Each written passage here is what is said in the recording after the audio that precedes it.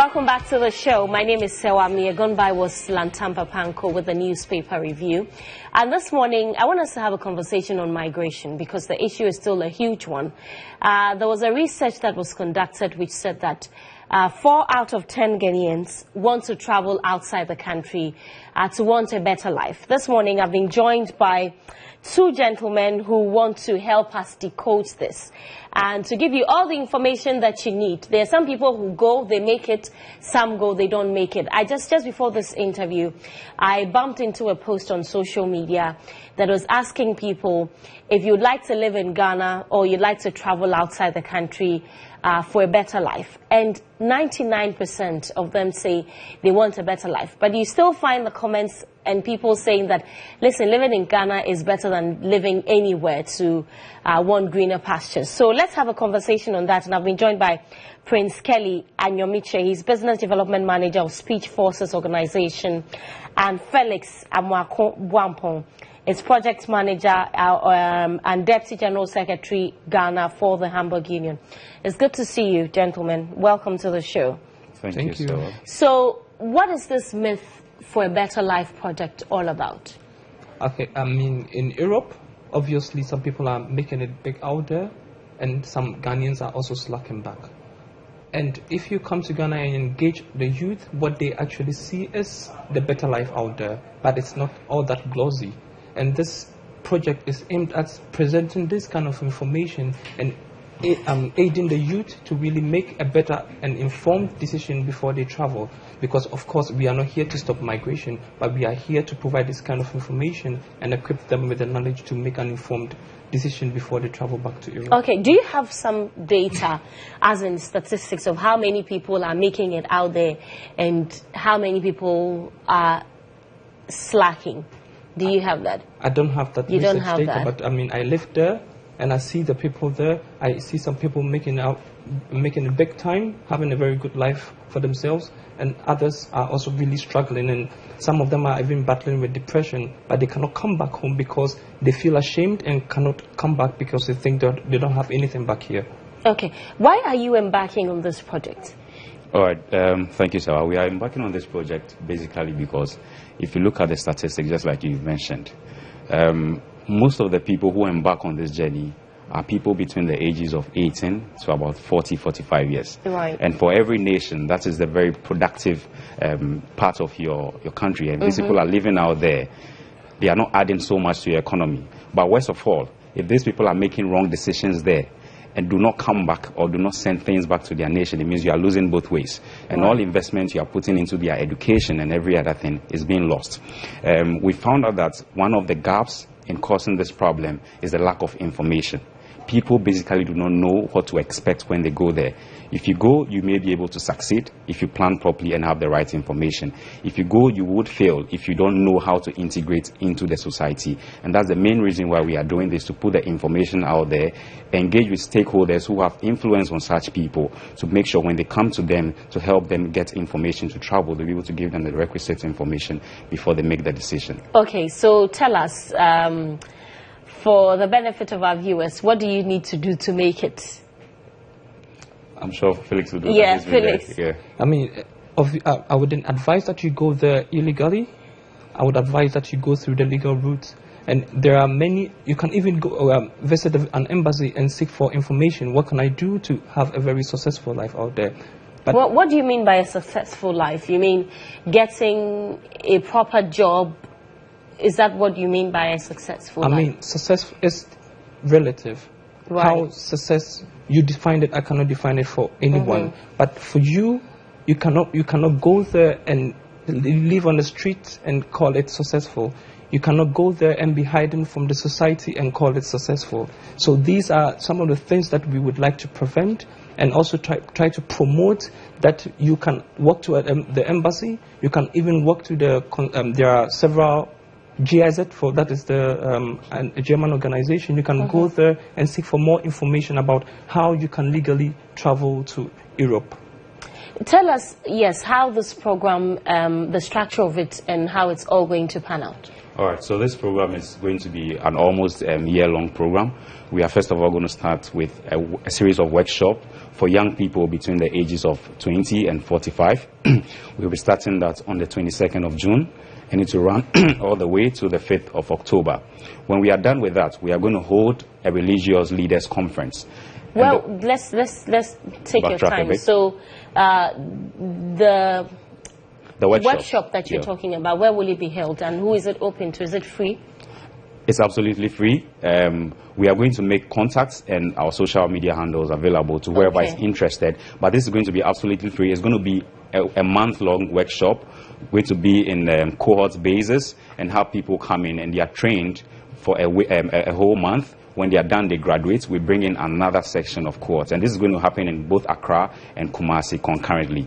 When we are done with that, it will be held at GHOne, a co-working space at Osu. That's where it will happen from the 22nd of June all the way to the 5th of October. When we are done with that, we'll have a religious leaders conference.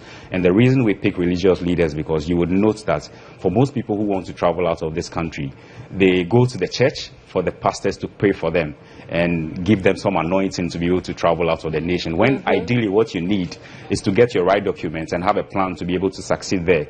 So we want to pick these religious leaders and teach them the right information they should give to their congregants. So when they come and you pray for them, aside that, give them the right information. And you think these religious leaders, some of them will budge? We actually don't need all of them. We need the people who will be able to pass on the message and pass it on very well. Who are these people that you're bringing on board? I'm very interested in that one. I can imagine why you are asking such a question. Yes, because like you said, it looks like you know what the real problems are. Yeah. So there are people who, instead of going through it's such a big deal when you follow some of these pastors on radio and they say, put your hands on your television set. If you don't have working papers, let me pray for you. Yeah.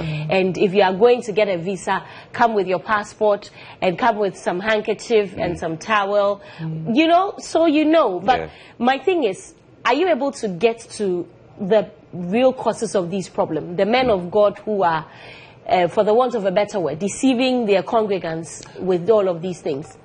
I would just say that the men of God are deceiving their congregants.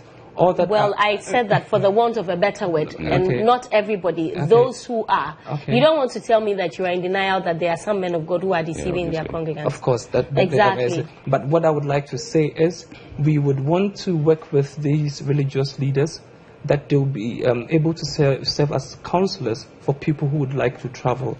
I mean, people have this kind of fear by going to the embassy to seek for information. So if we could pass this information to the religious leaders, they can already pass this information to people who would like to travel, and I think it would be an effective tool. And so just to add quickly before your next question, we are not limiting the education and engagement to just the religious leaders.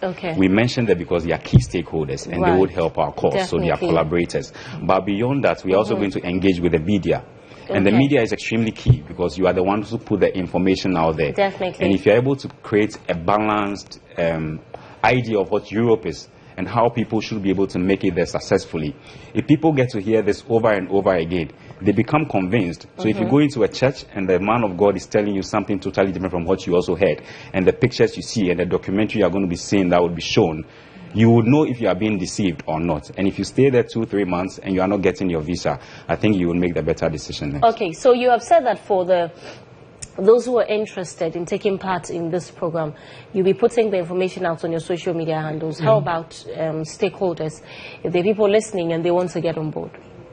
If you'd like to get on board, you can also reach Speech Forces because they are the local implementers, and we are also looking for media houses who would really want to work with us because we are producing this documentary, and the people out there we are focusing on Germany for now, trying to tell their stories, both the bad side and the good side, so that to assist the people back home to make informed decisions. And this is the contribution of the diaspora. Definitely. It's a very good project that you're embarking on.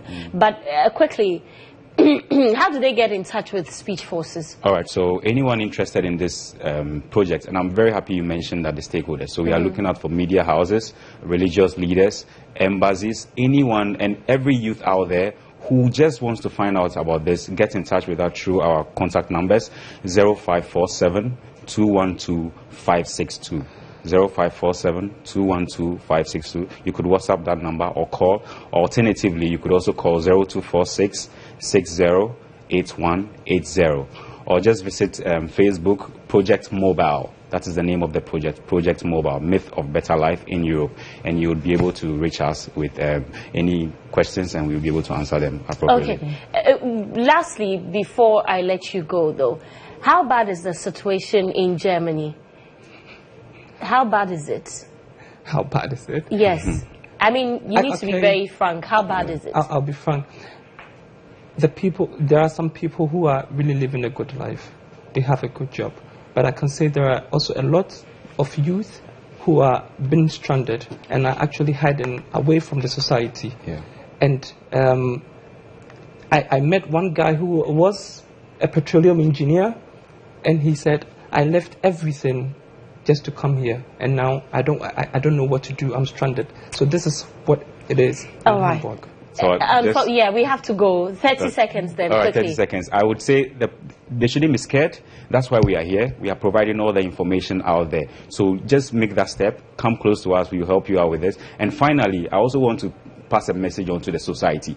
There are lots of people out there who have returned to this country because they didn't succeed out there. Let's be very accommodating. Let's help them reintegrate into the society, because it's a double burden for you to fill and come back home and not be accepted. We have to go. I hope that as part of your project, you include the embassies, because they refuse people their visas, and that's why they go to the pastors and try to go to these other countries illegally. But this is a very good project. I'm very interested in it. Well done, guys. Thank you.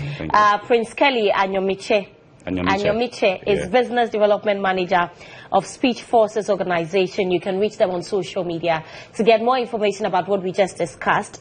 Felix Amoako Boampong is Project Manager and Deputy General Secretary, Ghana, for the Hamburg Union. And I'm open. If you need any help, you can come to me, and I'll gladly do that. Thank you very much for watching the show.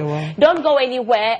Kelvin Boy passed through our studios the other time, and Lantam Papanko had a conversation with him. Stay tuned for that. That's coming up for NX.